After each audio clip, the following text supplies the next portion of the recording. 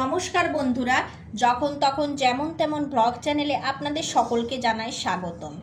আজকে দেখুন আমি একটা নোংরা কড়াই নিয়ে আপনাদের সামনে উপস্থিত হয়েছি। এখন এই কড়াটাকে কিভাবে পরিষ্কার করব সহজ পদ্ধতিতে চলুন দেখে নিই, ভিডিও শুরু করি।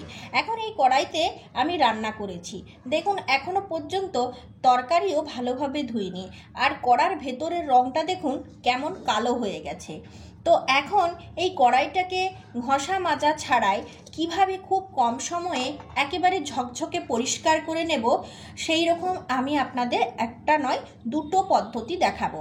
এই একটা কড়াই, একটা কড়াই, দুইটা কড়াইতে আপনাদের আমি দুই রকম পদ্ধতি দেখিয়ে দেব। চ্যানেলে যদি নতুন আছেন বন্ধুরা, প্লিজ চ্যানেলকে সাবস্ক্রাইব করে আমার পাশে থাকবেন, আর যদি ভিডিও ভালো লাগে লাইক শেয়ার কমেন্ট অবশ্যই করবেন। তাহলে চলুন এই দুটো পদ্ধতি কি আর কিভাবে এই দুটো কড়াই আমি দুই রকমভাবে পরিষ্কার করব দেখে নিই। এখন দেখুন আমি গ্যাস জ্বালিয়েছি, আর এই ওভেনে একটা কড়াই বসিয়েছি, জল ঢেলে দিচ্ছি হাফ মগ করে। এই কড়াইতেও আমি জল ঢেলে দিচ্ছি। এরপর গ্যাসের ফ্লেমগুলোকে আমি বাড়িয়ে দিচ্ছি। ঝকঝকে থাকলে সত্যি সত্যি দেখতেও ভালো লাগে আর খেতেও রুচি হয়, কিন্তু রেগুলার ঘষা মাজা করলে অনেক সময়ও যায়। তার জন্য যদি সপ্তাহে একদিন আমরা এইভাবে এই প্রসেসে সময় কম খরচ করে বাসন মেজে নিই, কড়াই, প্রেসার কুকার এইসব মেজে নিই, তাহলে দেখবেন সহজেই কম সময়ে ঝকঝকে তকতকে হয়ে যায়। এই কড়াইতেও খুব বেশি পরিমাণে নোংরা হয়েছে। এই কড়াইয়ে আমি 2 থেকে 3টি উপকরণ দেব, কিন্তু এই কড়াইয়ে আমি একটি মাত্র উপাদান দেব। দেখুন সেগুলো কি কি। এই কড়াইয়ে দিয়ে দেব 1 চামচের মতো লবণ। 1 চামচ লবণ দেওয়ার পর এখানে অ্যাড করে দেব 1 চামচ বেকিং সোডা। দেখুন কেমন ফুটে উঠেছে। গ্যাসের ফ্লেম কিন্তু বাড়ানোই আছে, আর গ্যাসের ফ্লেম বাড়ানোই থাকবে, এটা আমাদের লক্ষ্য রাখতে হবে। এই দেখুন যেমন ফুটে উঠছে, দেখতে পেয়েছেন? এই রকম ফুটে উঠবে একেবারে কড়াইয়ের ওপর পর্যন্ত। এখনো 2টা উপকরণ দিতে বাকি আছে বন্ধুরা। এরপর আমি দিয়ে দেব কাগজি লেবু। এই লেবুগুলো ভালোভাবে রস নিংড়ে পুরো লেবুগুলোর খোসা সহ এতে ফুটতে দিয়ে দেব।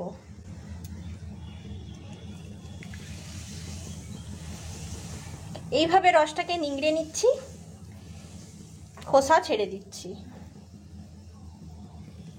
যে কোনো খারাপ দাগ কাগজি লেবুর রস ওঠাতে সাহায্য করে। এখানে আরও একটা উপকরণ আমি দেব, সেটা হলো ভিনেগার। এখন যদি আপনাদের কাছে ভিনেগার না থাকে তাও কোনো অসুবিধা নেই, টক জিনিস অর্থাৎ এখানে লেবুর রস আমি অ্যাড করে দিয়েছি। যে কোনো ডিটারজেন্ট পাউডার অ্যাড করে দেব। ভালোভাবে একটু নেড়ে দিলাম। এরপরে ওঠার অপেক্ষা করব। দেখুন বন্ধুরা, এটা উতলে উঠবে ওপর দিকে।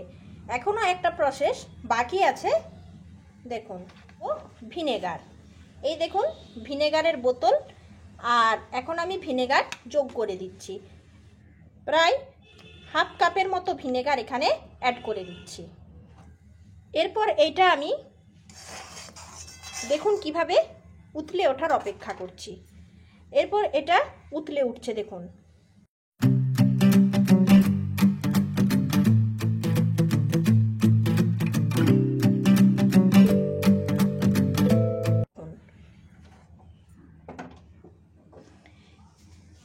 এই কড়াইয়ের যে জলটা সেটা তো একেবারে গরমও হয়ে এসছে। এইখানে আমি একটু ডিটারজেন্ট পাউডার নিয়ে নিচ্ছি, একটু দিলেই যথেষ্ট। এরপর অ্যাড করে দেব ইনো। ইনোর কথা তো আপনারা সকলেই জানেন, অ্যাসিডিটি দূর করে এই ইনো, তাই ইনো আমাদের ঘরে থাকে। এছাড়াও কড়াই পরিষ্কার করার ক্ষেত্রে ইনোটা ভীষণভাবে হেল্প করে থাকে।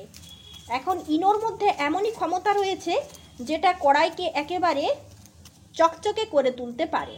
এরপর বন্ধুরা আপনারা নিশ্চয়ই দুটো কড়াইকে দেখতে পাচ্ছেন কেমনভাবে ফুটে উঠছে। এই পাশের কড়াইটা একেবারে ফুটে উতলে উপরে উঠে গেছে, আর এই কড়াইটা একটু হালকা ফুটছে, কিন্তু দুটো কড়াই সমানভাবে সহজেই পরিষ্কার হয়ে যাবে। দেখুন পুরো তেল চিটচিটে ভাবটা উপরে ভেসে উঠেছে। এটা যত পরিষ্কার হবে তত দেখতে পাবেন এটা কত পার্থক্য দেখাবে পরে। চলুন এরপর আমরা নেক্সট স্টেপটা দেখে নিই।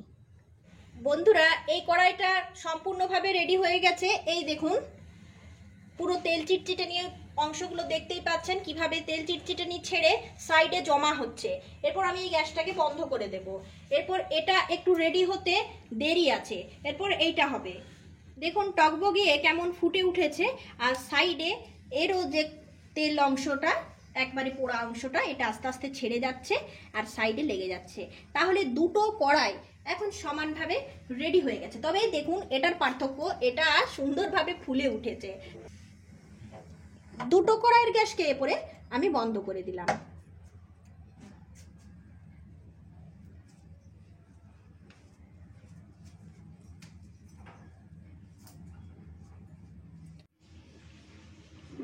এরপর আমি গরম জলটা এখানে দিয়ে দিলাম, আর এইভাবে ভেতরের মানে নিচটাও এইভাবে ভিজিয়ে রেখে দিলাম।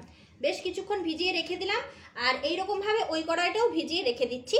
চলুন আমি আসছি 10 মিনিট পর। দেখুন 10 মিনিট হয়ে গেছে, আর 10 মিনিট পর এটা আমি পুরো ভিজিয়ে রেখেছিলাম, আর এখন খুব ভালোভাবে আমি স্ক্রাবারের সাহায্যে ঘষে আপনাদের ভেতরটা দেখিয়ে দিচ্ছি। খুব ভালো হয় এই স্ক্রাবারের পরিবর্তে যদি আপনারা তারের জালি ব্যবহার করেন।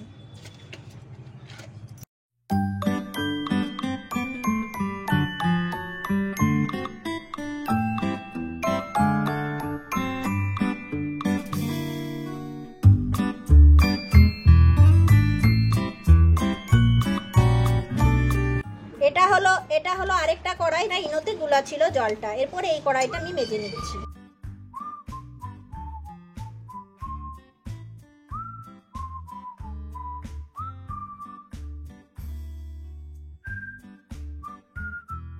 খুব ভালোভাবে আমি ঘষে নিয়েছি।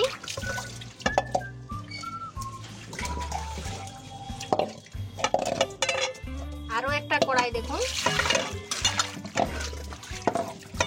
এই